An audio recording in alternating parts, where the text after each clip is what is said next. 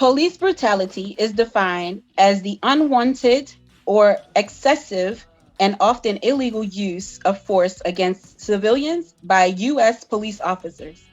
Forms of police brutality have ranged from assault and battery to mayhem, psychological harm and torture, and murder. Some will apply a broader definition to police brutality to also encompass harassment, including false arrest, intimidation, and verbal abuse, among other forms of mistreatment. Since 2013, only 6 of more than 4,000 killings by police have been led to convictions. And in only 2% of those cases was an officer charged with a crime. Racism exacerbates this problem. Nationally, Black people are 3 times more likely than white people to be killed by the police, despite being less likely to be armed than any other racial group. Our heritage program. Today, we're going to be addressing police brutality. Where are we now? We want to be as inclusive of all the facets of police brutality as possible. In this forum, we hope to permit our youth and young adults of our church, St. Timothy's Christian Baptist Church, to speak about a topic that has impacted their perspective on themselves and the Black culture. So today, we have a group of young panelists and young adults who will be looking at 5 questions centered around their thoughts and their opinions on police brutality. Question 1, given that African Americans make up 13% of the US population, but account for 24% of people fatally shot by police. Panelists, I ask you, why do you think police brutality is so prevalent in the Black community? May I go first? Keithan, you have the floor. So for me, I think the 3 biggest reasons come down to, first of all, the culture that prevails among the police force, which is very hyper aggressive and very militaristic. And that kind of leads to the second thing, which is the training, or rather the lack thereof. And in most cases, it seems that the police are being trained to escalate situations rather than de-escalate. And the third thing is the lack of accountability, whereas it seems now that the police can feel like they can go ahead and do whatever they want and not have to face any of the consequences for it. And that definitely speaks to the police culture that has just been, I would say, growing into a more of a zero tolerance gang mentality almost. So I'd like to ask Dom, do you want to also speak to this question? Yes, ma'am. And I do agree 100% that it is a culture, but I also think it's actually a little bit, it's more so of a fear. Like, I really believe that most police officers that are policing today, they are policing in fear.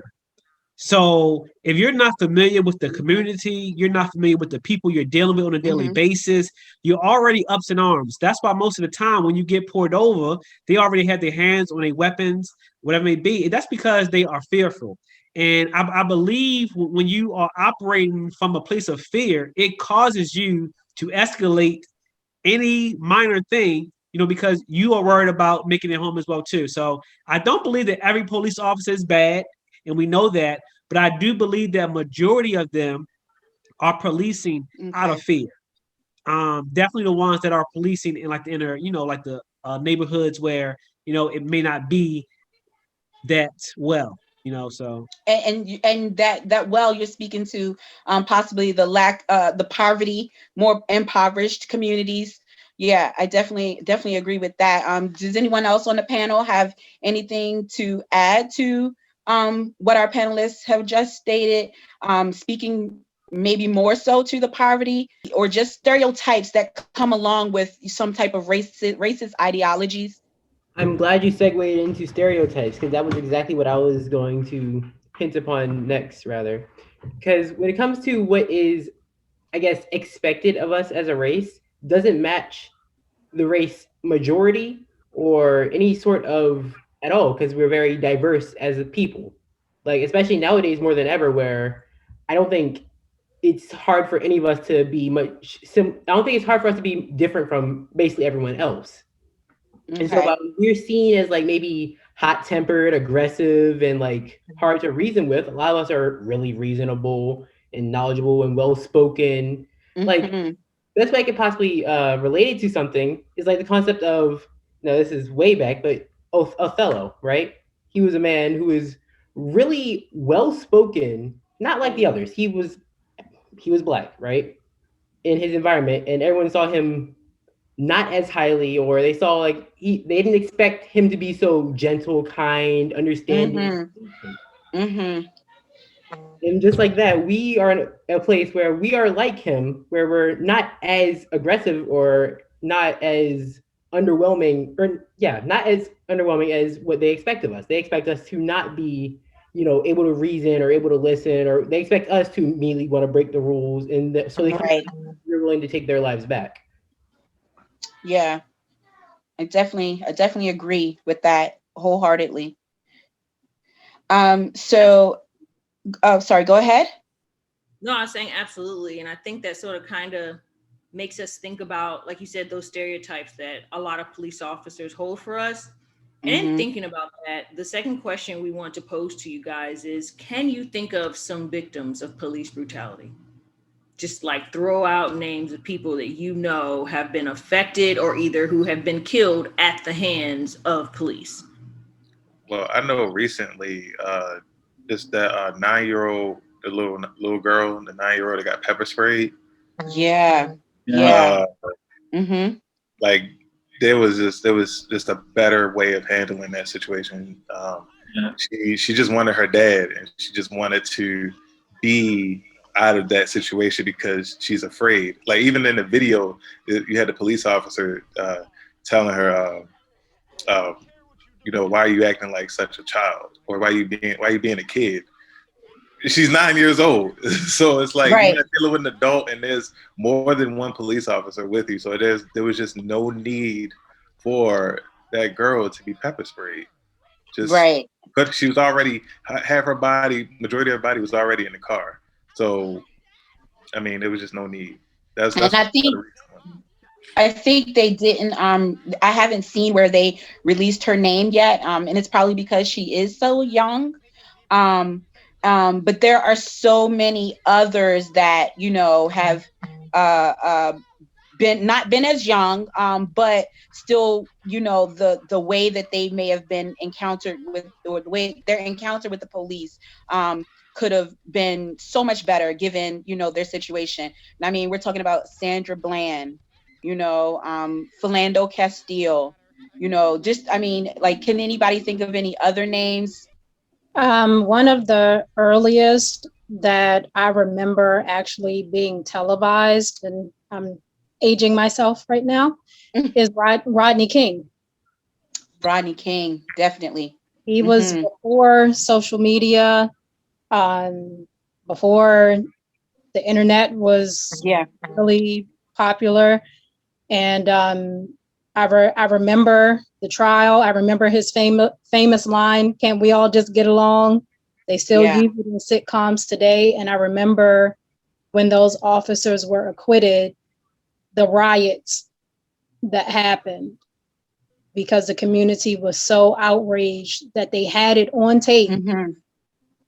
And we see that being repeated over and over again. There are so many, and there have been so many young ones, and like, yeah, right. I can remember, and I was young, But I remember watching it on TV, and just the thought of, why? Like, what did he do that could justify that? And we think about, even like now, and we're in 2020, 2021, 2020, 2018, 2019, these are like, we should be so far past that. It's like we see so many young people in these encounters with police, and we should be past that. And it's sometimes just the thought can just leave you kind of helpless. Yeah, you're right. If you look at it too, like just like in our community right here in Baltimore, we have Freddie Gray, Corinne Mhm. Gaines. These are people that we probably could have come in contact with ourselves. Like we could have been one of these individuals, Yep. So Yep. sometimes it doesn't matter where you are, who you are, how old you are. Mhm. Sometimes the wrong place, the wrong time, the wrong cop, and that might just end up being your day, So that's why I really think it's so important that we really do monitor like the policing, get better training, everything, because it's not just happening here, but also imagine how many people that's not on this list of names that we know about Yes. from the news. Imagine all the people that this happens to every single day that don't get filmed or don't make the news channel. So we know a few, but trust me, there's a whole lot more out there that names that we don't even know about. And as we think about, as we just think about like many of the people, I mean, I know Dom, you mentioned Corinne Gaines, and Amani, you mentioned Sandra Bland. And I mean, the list could go on. I mean, I know specifically the first time it really hit me was with Trayvon Martin. And that Mhm. was a time right before I had, I mean, it was before I was going to law school, but it just, it really changed my perspective on things in regards to the police. And obviously Sandra Bland was literally like a few months before I went into law school, and I just knew I was going to be a criminal attorney, and I knew I was going to fight on the behalf of others.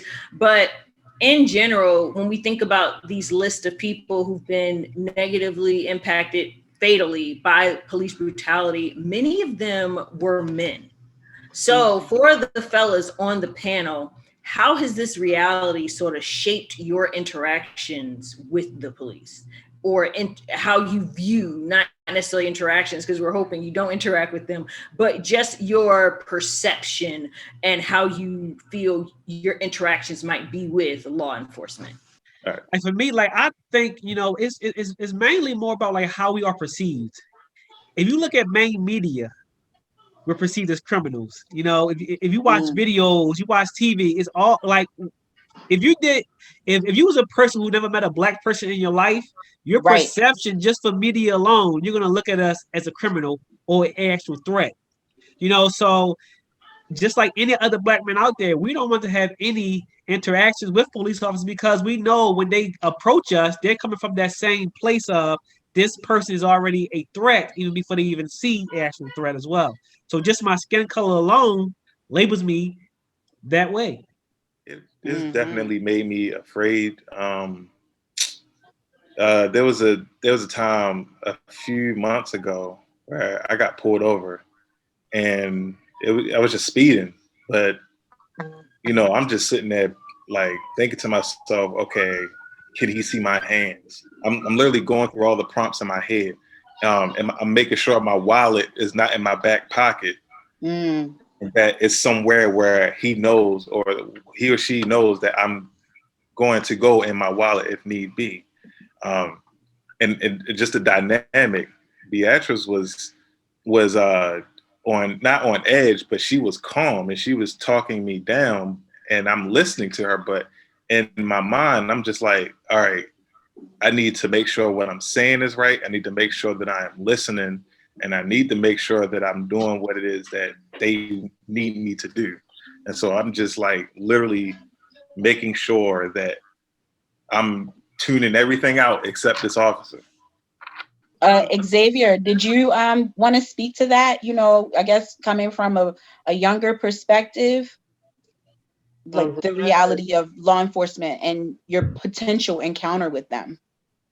I mean, for me, like already the concept of like the police have always sort of intimidated me from just a standpoint of, armed people around. Of course, they don't need to always use said arms, but the fact that they have arms, I'm just kind of naturally drawn away from that. And then hearing how they do things that aren't really correct is the word I'm going to use here. It does put me a bit more fearful on the fearful side of when I look at police. Yeah, I mean, and that's it really does. I mean, that really just it's awful that we have to fit to live in that reality.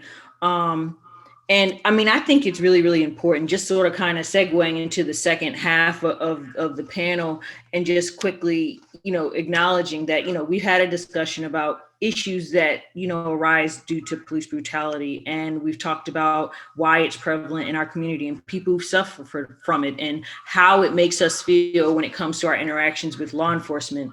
But we definitely don't want to stay there. We definitely don't want to get stuck in a place where we're constantly in fear, where we're constantly not being able to go to those people who do have a responsibility to protect us. And so we want to move forward. We want to think about those things that we need to be considering in moving forward. So I want to propose the question, what do you guys think we should be doing, or what can we be doing, or what type of ideas might you consider for combating some of the issues that exist with police brutality? I think one thing that needs to be done is to have people that look like us in the rooms where the decisions are made. Because Dominic had stated that in pretty much every television show that you watch, the Black person is normally the thug, especially if it's a guy. If it's a female, she's the single mom, she's the promiscuous one. Mm-hmm. And a lot of that is because people that look like us are not in the room when those roles are assigned. So I think that's one thing that definitely needs to happen, is that we need to be part of the decision making. And there definitely needs to be better de-escalation training. There needs to be further psychological evaluations of some of these police officers, because some of them definitely are not fit for duty. And a lot of times there isn't a lot of background stuff done, especially if a police officer moves from one city to the next. A lot of times it comes out after something horrible happens, that the reason why they were moved from that other jurisdiction is because of cases against them. Wow. And when stuff like that is not carried over into their new employment, then they don't know. And so they get back out on the street and they repeat the same pattern over and over again. So, wow. And to be honest, I think the whole system is messed up. I think even from the courts, the judges, I think we need to pretty much like, what's name said, we need to be represented. Like, we can't make a change if we're not sitting at the table when decisions are being made about our lives, and that comes from I'm coming from the judges to lawyers to courtrooms to the police department, but just on like a local small level, I believe we have to, like, the force has to get back into policing the neighborhood. I don't believe you should have a cop that lives in Howard County, leave Howard County, come all the way to Baltimore City, an area he's not familiar with, people we never talked to, and expect him to police that neighborhood. So I think the force need to really get back on the streets, get back to introducing themselves to neighbors, so people can get to know them. Because right now, there's a huge gap from us and police officers. It's more so like it's a war going on. So some way, somehow, we need to try to find a way where we all can come together. If that's more cops in neighborhoods, just policing on a regular basis, but also just getting to know the people, so you can't have somebody that's foreign to the land come police people there. They're automatically going to treat them like a threat. I think one of the things that we can do more so before it becomes like a big change. I think if we just learn how to communicate and communicate with the police, and whenever we have those encounters, um, more so compliance. So like this one story, I don't know if y'all know about Rashad Brooks and his encounter with the police, like how the whole video, it was just straight compliance. Like he was just listening to everything, doing everything the police officer told him to do. And then out of nowhere, just booked it and just darted. And then, the end of the story. But like, I think that one of the things is compliance, because like we just have to make sure that we are informed that you just never know what'll happen if you just listen and just do what the officer says.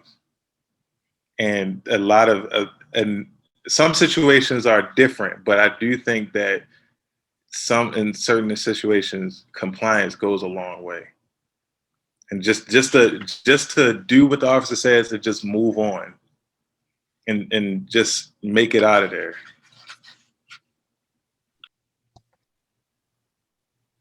We need to have an attitude of, I just want to make it home. I believe if as black men, if we take on that thing, like, I'm not trying to be right, I'm not trying to dispute, I just want to make it home to my family. Maybe that will help us out. But as of right now, I feel like that's the only thing that we really could do is just say yes, and whatever they're going to give us, just our main focus is to just make it home. I definitely think that just as Tisha said, everyone, right, and just as Dom said, we want to make it home. We want our men to make it home. We want our women and our children to make it home. We want them to feel safe. And it's like we've seen, but and even in that, right, we've also seen instances where the person was doing what they were told, or and just because in that moment the officer felt uneasy, it definitely speaks to some type of change in training, more psychological evaluation, as Tisha pointed out, and I'm so grateful that she did, because a lot of times it's that psychological aspect compiled with the fear of not knowing in your community, not knowing where you're policing. But I think also, we have to look at, the politics of our community. They're coming in because they're allowed to. How vocal are we in the politics of our communities to make a stand or position to say, what, that's not going to fly here. We want our force to look like us, to understand our communities, to be more willing to take a minute and pause, not so reactionary to my sudden movement or my emotional state. Just because I am aggressive doesn't mean that I'm aggressive because you're here. I could be dealing with something else that has transpired, and you need to be able to de-escalate me, because that's what you're trained to do. And you often find officers who aren't willing to take that extra step to ask a question.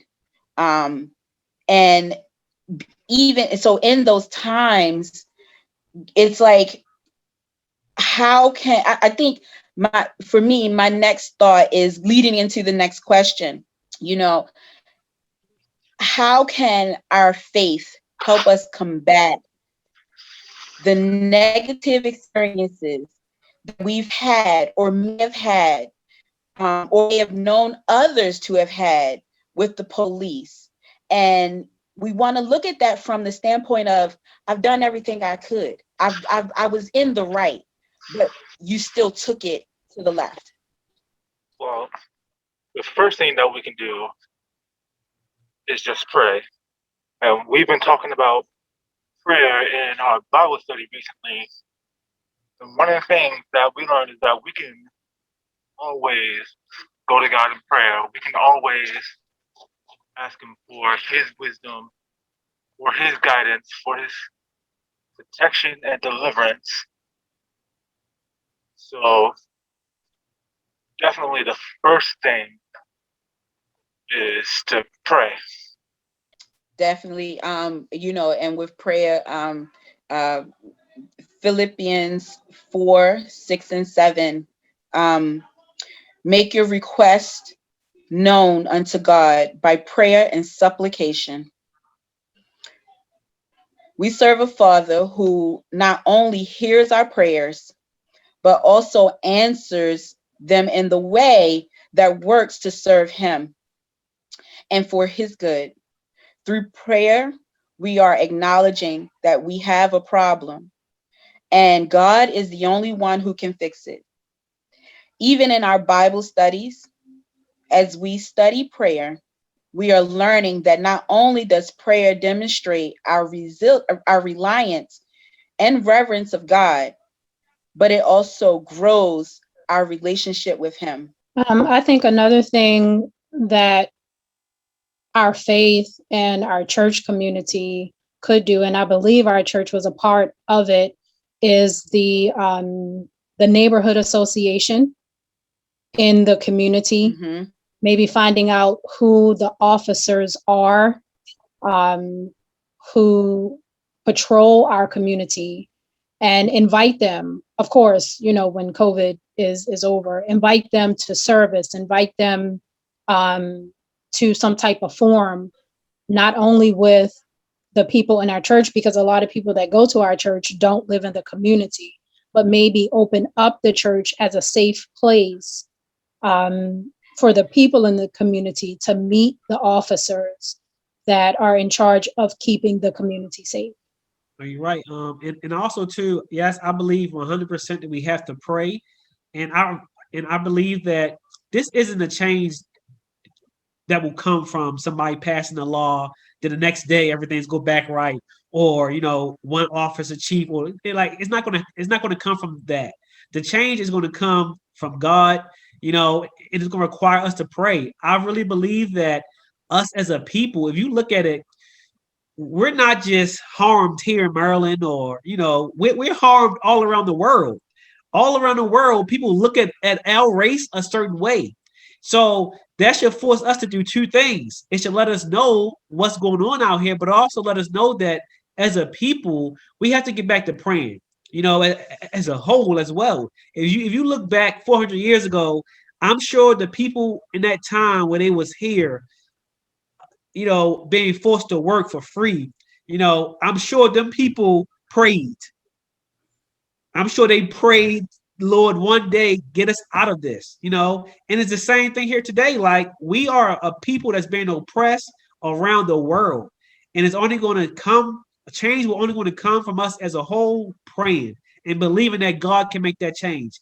If you look at us as a group as well, we're fighting each other. We're fighting each other just as much as the other people fighting us. So it goes to show you that it's bigger than economics. It's bigger than just the law being passed. We need to get back to being people that have a relationship with God. And that's the first step for healing, and the first of, if anything, being able to handle. And then from there, God will let us know as a group of people what we need to do as well. But He'll put things in place that will make things better for us as well too. But as a group of people, I believe that we have to first get back to who we are as a people and get back to praying and believing in the Word of God. I like that you said that, Dom, because it made me think about Isaiah chapter 41, verse 10. And it reads, "Fear thou not, for I am with thee. Be not dismayed, for I am thy God. I will strengthen thee. Yea, I will help thee. Yea, I will uphold thee with the right hand of my righteousness." So knowing this, we don't have to be afraid. We don't have to be afraid. It is by us, like Dom said, getting right with God, understanding that prayer does work, understanding that we have to be constantly in relationship with God and to know that when we are in relationship with God, He will handle any and all situations. I just find that so comforting, because all of us do know and have experienced prayer working just in time, right on time. When we thought that it wasn't going to work out, when we thought that it was going to be worst case scenario, God stepped in and took it and took care of it and made it all better. And so I'm just thankful that, you know, we all serve a God that that we can go to in prayer, and just at any time to just voice our frustrations, to voice our opinions and our feelings, because He will give us reason to rejoice. And I'm just so grateful that, you know, you guys have brought all those things up, because we got to sort of kind of remember, as believers, we must acknowledge that we have a very different perspective on all things, right? We have the Word of God leading and ordering our steps. You know, the Word tells us, be not conformed to this world, but be ye transformed by the renewing of your mind, right? Police brutality, it's a tragedy, and it affects, you know, the families of those who were killed by the community at large, and it affects the race. And many people want to respond with, you know, vengeance, hate, violence. And our faith calls us to respond with the love of God that has been extended to us, right? So when others want to respond in fear and violence or helplessness, we know that our faith in Jesus Christ can strengthen us in times of uncertainty. Dom mentioned, you know, how many of our ancestors who were enslaved, and many of those even just 400 years ago, they prayed, they made sure that their relationship with God was not diminished because of their circumstance. And, you know, we've just had a big program about holy heritage and where we come from and where we're going. And we must always keep in mind that our faith is not exclusive of that, right? It's inclusive. It's a part of our experience. So because we're believers, our faith has to guide all of our actions, not just some of them, not just when it comes to being in church or when it comes to doing something good. Even in moments of tragedy, we must look to the hills from which cometh our faith and know that our help comes from the Lord. And so that was the heart of this. We definitely wanted to make sure that, notwithstanding, you know, police brutality is some very, it's tragic. It affects our senses in the most enormous way. We definitely want to constantly be guided, not by our emotions and not by societal constructs, but by the Word of God, that which, you know, the faith that has been instilled in us by our ancestors, and that should be continued through them with the way that we live our lives, all for the glory of God. So we are just so thankful that all of you guys took the time to talk with us about your perspectives on police brutality and this issue that really has just been running rampant in our community and in our world. But we hope that, you know, with this conversation, that some actions can take place, right? That we can start mobilizing and we can start writing our representatives, and we can start thinking about ways that we can impact police reform, and in a way that extends love and not frustration, anger, and vengeance. So thank you guys so much. We really, really appreciate you. And it has been an honor. Thank you for the invitation. Yes, Thank you as well. for Thank you as well. inviting us all to come out and help you with this. Yes, I've been very educated, and I really do appreciate the opportunity to be on this platform along with my colleagues and associates. I look forward to completing this evaluation form to be submitted, and I look forward to the panel in 2022's Holy Heritage Month. Thank you, and please have a blessed day.